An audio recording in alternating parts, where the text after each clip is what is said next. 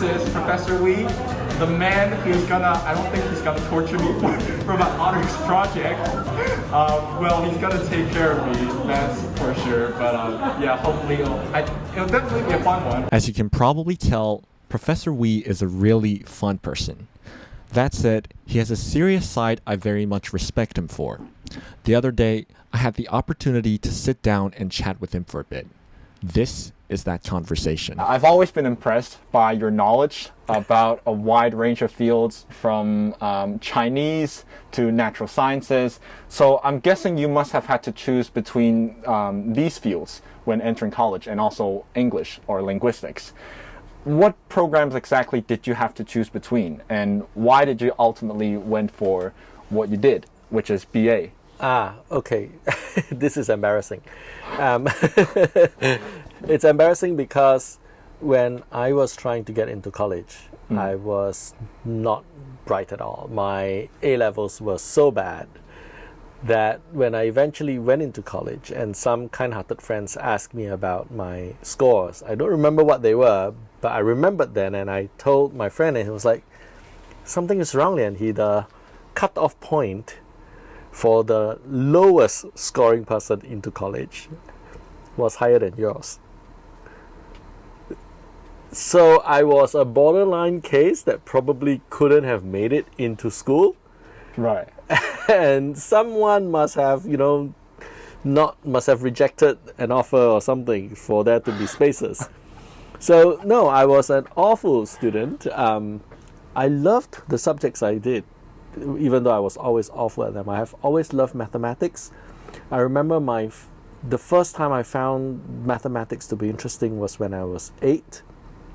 And I've still loved mathematics. I still cannot do it, but I love it. I don't remember loving physics class, but I remember loving the things that are related to physics, like how lasers are made and what chemicals will come together. So that's chemistry, what chemicals will come together to make something that you can detonate. So I remember loving all these things, but I was just terrible in school. So I didn't have anything to choose from. Okay, I was just like, whatever was the lowest cutoff point thing to go. At that time it was arts. I still think it is. That's the only thing I can apply to. So that was it. However, when I went into arts, in my year, rules in the university change all the time. So in my year, what the rules was that in the first year you have to choose from among a number of subjects 3 different subjects, and take classes in them. At the National University of Singapore, Faculty of Arts and Social Sciences at that time, there were something like 22 different programs. That's a lot to choose from, so I have to choose 3. A friend told me about linguistics, and I thought that was kind of interesting. I was in the military service, and so in Singapore we have to do military service. So while the boys are in military service, the girls will go to college. Right. So one of my best friends wrote letters to me. So I was like, when there was a summer holiday or whatever, she would go traveling somewhere. I think she would go to Beijing Conservatory of Music and learn singing, and then she would write me letters just to make me feel horrible, I think. But it's fantastic writing letters. And then in her letters, she told me about linguistics. And when I was about to leave the service and join college, I asked her for her notes, just so that I can find out more about linguistics. And I thought it was such fun. So I wanted to sign up for linguistics, but I have to take a test. So I had to take a test. I did that. I also took a test for psychology. I think it was an IQ test kind of thing. And then I wanted to do I really wanted to do theatre. So I had to go for an interview audition thing. And I wanted to do Chinese studies. So I had 4 to choose from, but I have to choose 3. I got accepted both into linguistics and psychology, and I decided that maybe linguistics was weirder. So I dropped psychology and I took the other 3. By the end of the first year, we were supposed to then decide which one we should declare as major. we could declare either one or two majors. For some weird reason in my time, if you did very well, then you are allowed to declare just one major. Okay. If you didn't, then you must have two majors. I think the logic is if you don't do very well, maybe you can't get a job, so Might as have two well. majors, something like that. Anyway, the policy didn't last. They changed it soon after. So I decided that I will drop everything. So by the end of the first year, I figured that I didn't quite enjoy, how should I say this? Okay, so I still love theatre, but what happened was that in that year, I had been going to theatres and drama performances and so on, and I don't find myself enjoying it because I'm going as if it was work. I am looking at the stage and thinking about whatever is going on rather than enjoying the performance. That's not fun, right? No. Yeah, so I thought, okay, maybe I'll drop theatre and then continue enjoying going to theatres rather than have to study it and make it work. Right. So I dropped that, and I decided that even though I kind of like Chinese, and I still do, it was something I prefer to read on my own rather than to attend classes for. But linguistics was something I needed a lot of training. I needed my teachers to show me things, to ask me difficult questions. It was something I couldn't learn alone. And I thought that was the best way to get, your money's worth of education, something that you go to class because there's no other way to learn it. So I did that. So I ended up with linguistics, but I continued to be passionate about, whatever is going on in theatre. Well, not exactly whatever. And also in cultural things. And then the childhood passions of sciences, mathematics, etc. remained, even though I can't do them very well. Right.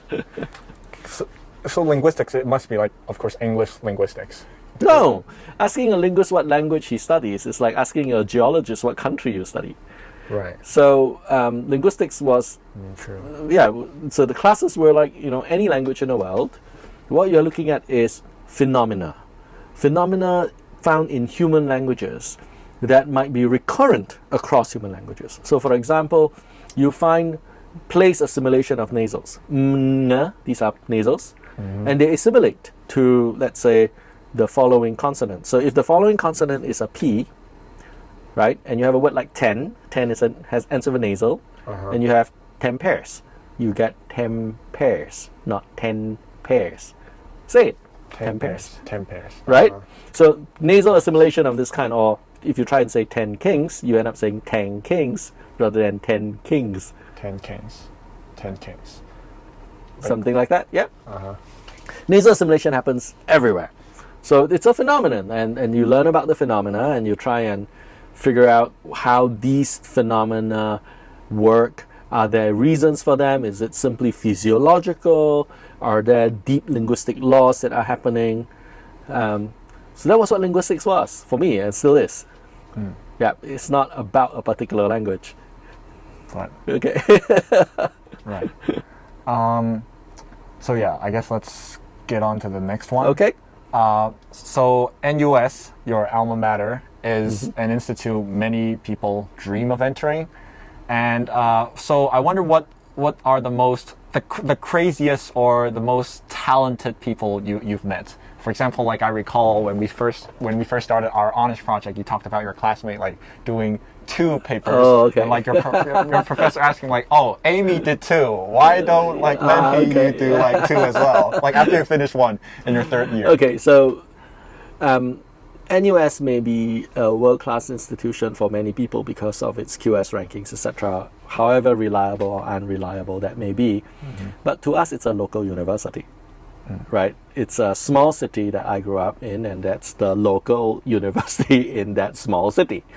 And in my days, we didn't have many to choose from. So there was NUS, and then at that time, Nanyang Technological University had only recently become a university. That was in 1993. So we don't have a lot to choose from. It's a local university. You either go there or you have rich parents and you go out and be a crazy rich Asian somewhere. So there wasn't a lot of choices. But brilliant people you meet everywhere. So the one that you were talking about, that was Xiao Wei. That's the same friend who wrote me letters when I was in the military. she is a professor there now in NUS. Uh-huh. And we still keep in touch because she's such a wonderful friend. Anyway, so yeah, she's certainly a super brilliant person. When she was a third-year student, she wrote a paper and she sent it to review at the Journal of East Asian Linguistics, which is a very difficult to publish journal. She sent it there.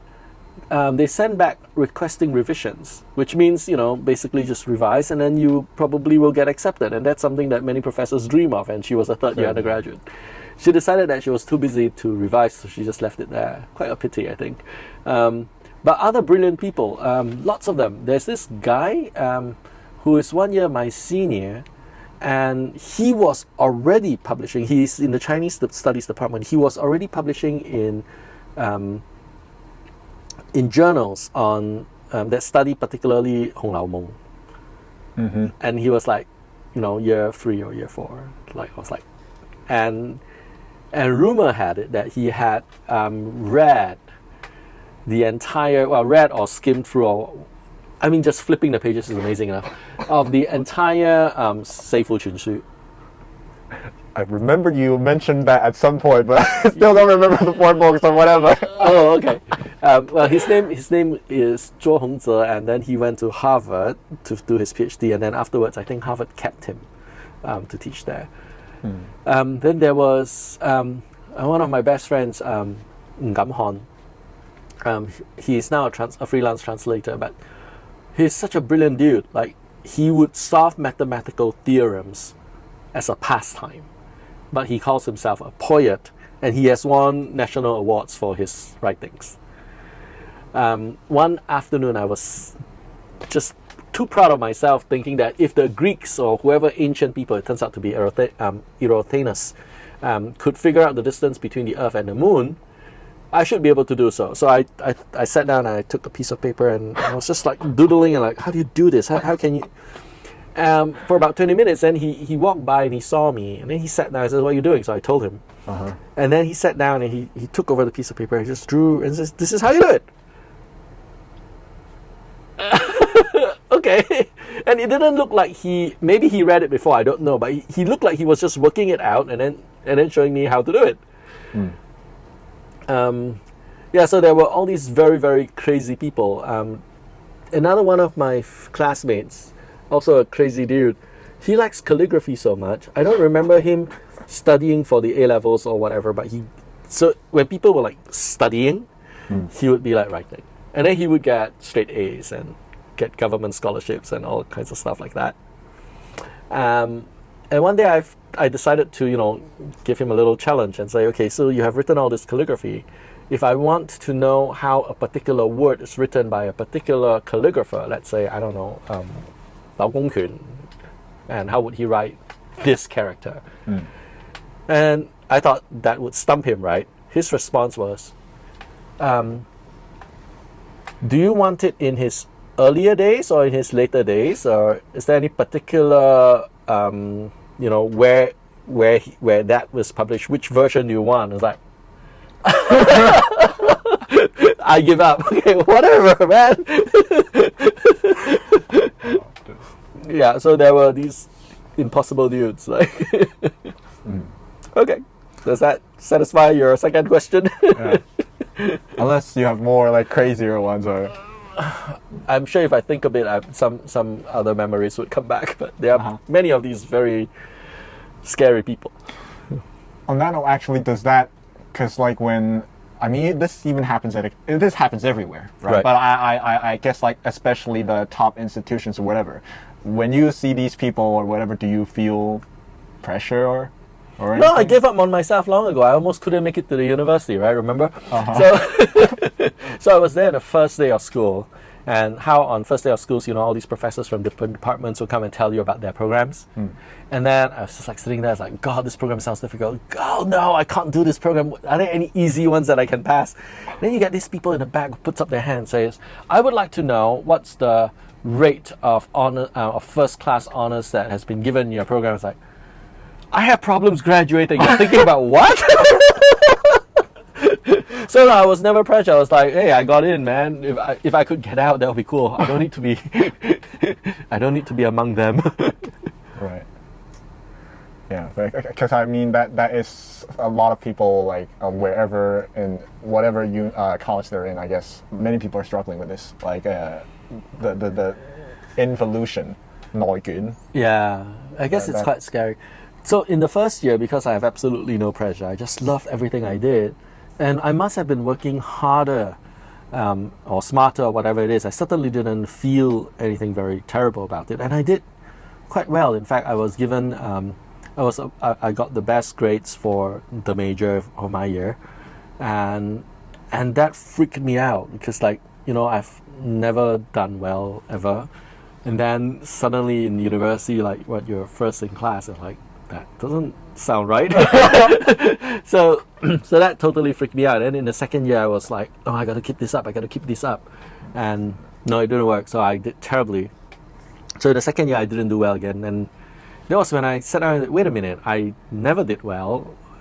Why am I so worried about this, right? I'm passing, that's all I care about.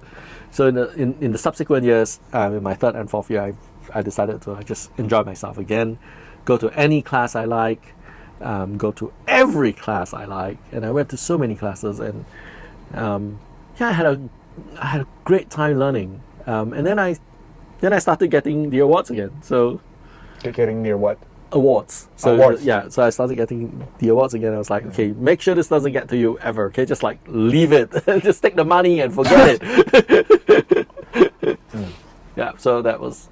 So no, yeah, I guess I gave up on myself too early.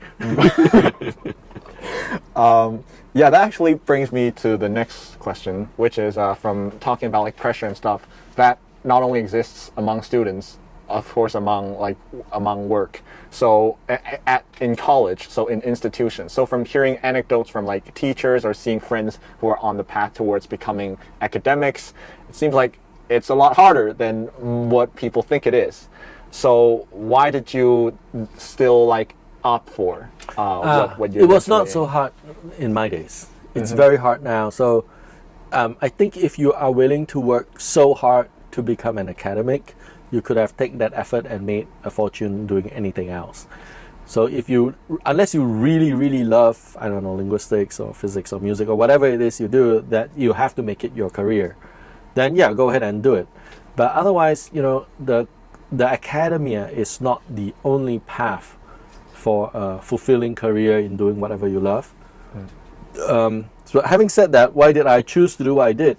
My days was long ago, and they were so much easier. We didn't have to publish papers before we got our PhD. We are reasonably certain that we will be able to find some kind of a job. Maybe not fantastic, but we will. If you have published, you probably certainly will find a good job. So it was very easy for us. It was nothing like what PhD students are suffering now. And then once you get a job, yes, we do have to cross a bar to become tenured and so on. It was difficult, but it is not so difficult like it is now. So no, I think it has become horribly difficult, and maybe not so rewarding. We had a lot of freedom to research whatever we wanted.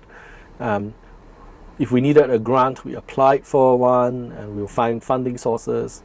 But now you must apply for a grant whether or not you need it, because it's a KPI number. So it has developed into, the people are going to hate me for saying this, it has developed into a waste of money. People are writing up grants bigger than absolutely necessary. They are writing up and creating justifications for things they don't really need. Universities and governments are supporting these kinds of big expenditure because it looks great on their portfolios. So the people applying says, I've got a few $1 million. The people who are giving the money says, we have created these big projects. Where is all this money coming from? They are either donations or they are from taxpayers' money, and I think it is misspent. And it is wrong. This one is about virtues. So intentionally or unintentionally, at least from what I've recalled, you talked about a lot of virtues of being a good person, for me at least. inside and outside of the classroom, from being a bit gentler when boarding the public transport, sitting beside somebody, or like being professional in school or at work. When you lose your USB or whatever, you still be professional about it. Do your presentation at like even those those academia, like whatever, those sorts of scenarios. But I wonder if there were specific incidents or people that instilled like these values in you. And wow, there would be many. My mother, my father, my teachers. I think this is my friends, my classmates, many role models that I have met. I can tell of so many people. This would take a long time. So maybe I'll just choose one or two. So I certainly don't think I'm virtuous. I'm not even vegan. But I should try. But my mom told me a long time ago that, when people ask a favor of you, try to say yes. It's good to help out. It's so hard to do. Because it's just so hard to... People just keep asking you things, right? So, and sometimes the things are not easy to do. So I thought that was an important message. I don't think I can live up to that, but that was one. I remember a teacher, my university teacher, K.P. Monan, who had many enemies because he was brilliant and he was right about many things, but people often find it hard to catch up sometimes. I also find it hard to catch up with good ideas. You need time to learn and to get used to things. But instead of fighting his enemies, some of whom actually do terrible things to hurt him, what he does is he helps them. And he gets rid of his enemies, not by eliminating them, but by making them friends. I thought that was such magnitude. And then I also see among my friends, humility, magnanimity, all kinds of amazing things. I'm a loud, boisterous, sometimes annoying fellow, but many of my classmates would just pat me on my back and said, just don't be like that all the time. So, yeah, I have very many good people around me who showed me many good things. I mean, yeah, I feel like the other sub-questions are a bit redundant. How big of an impact do you think these virtues had to their life? Obviously very big, I suppose. But then on the next one, which is, again, this is not cheerful, but you look very cheerful on the outside, at least, a lot of times. But I suppose you must have overcome a lot of challenges to get to where you are in life right now. I guess this goes back again to the academic thing. So I wonder, what was your lowest point in life? And how I guess we all have frustrations. So let's divide the frustrations into those where you are working at something and it doesn't work and you have to keep trying again. Like you write a paper, it gets rejected, you keep trying again. You do that for 8 years so that you get one paper published. That's frustrating. There's that kind of frustration. But that is not despair. You can still be cheerful and hopeful while just patiently fighting this. And I think most of my frustrations are of these kinds. I try, I fail, I try again, I try again, I try again. It's frustrating, like very frustrating. And then there are things that are like despair. And I think I experienced despair most. I don't know. I have certainly felt great despair. My first experience of such great despair was when I had to go to a school, and so we finished secondary school and we're going to go to high school. I had to go to a high school where I didn't recognize any friends, and that felt terrible. And then I appealed whatever. I got into another school where there were more friends. The next time I experienced such despair would be much later, when I flew to the United States for my PhD, and I had to leave people I love. I couldn't see them. Everyone was just strange, and I was none of the fault of the people around me. They were friendly, helpful, wonderful people. The place is lovely. Nice trees, nice flowers, nice everything. But I was just despondent. I was just like, So what did I do? I ended up drinking, smoking, sleeping under a tree, disappearing, just rotting away, some kind of bohemian lifestyle until I recover. Then I started working again. I think that would be my greatest. Even though at that time I was also incredibly poor, it was not beneath. I didn't feel, how should I say, I didn't feel suffering when I was so poor that I have to. Okay, at one point I was so poor I was spending a total of 38 cents for US cents for all 3 meals of a day for a prolonged period of time. But I didn't feel that to be suffering. I just felt that that was how it goes. So it wasn't despair type that you're talking about, the low. So it is low materially, but I was okay. But the low mentally, low emotionally, that's really hard. And I get that most when I lose a friend, when I lose people I like and love. Then there are that kind of despair that it's just ineffable. Yeah, okay. Yes, yeah. I guess time is like the greatest cure or whatever. It doesn't cure you. What you have is you get bigger in capacity. The pain is the same. Including the intensity. Anyway. Yeah, okay. This actually relates a bit to the last one, I guess, in terms of going to the US for your PhD and then going Hong Kong to work. Right. What are the biggest lessons you learned from leaving your home in Singapore and like? Oh, I mean, there are lots of ones. I'm asking like the biggest lessons. I can only think of one or two. Let me start with the smaller one. I think the smaller one is something everyone already knows. Expect cultural differences and expect that the things you think are not cultural differences are actually cultural differences. That's the minor one. The bigger one is, maybe I haven't been to too many places, but the bigger one was that I've always found myself happy in all the places I've been to and lived, except for the first time when I went to the US. After a while I was okay. Was that they're not so different from home.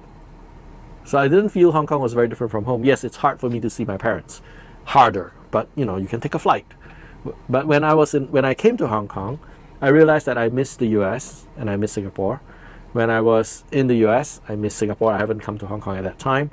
Then right now, if I go, there was a time when I worked in Singapore and I started missing Hong Kong and the US. So it seems that wherever I was, I am missing the other places where I had lived.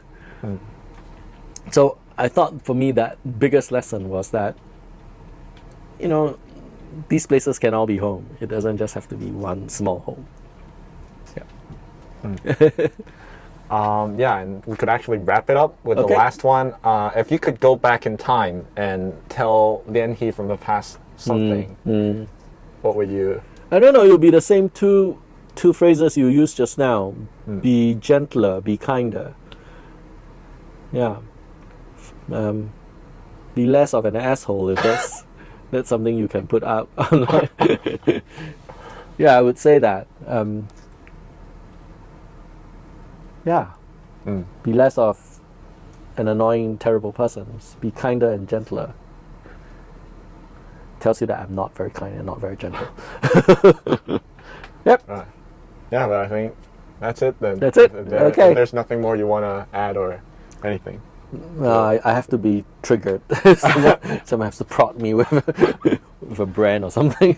Okay, that's good. Thank you. Thank you for the time. Right. And Thanks. Hey homies, I hope you enjoyed this clip. If you did, here's a full playlist of sharings from other top-notch people I've met. Like, comment, subscribe, 一键3连, and I will see you in the next one. Alright guys, peace.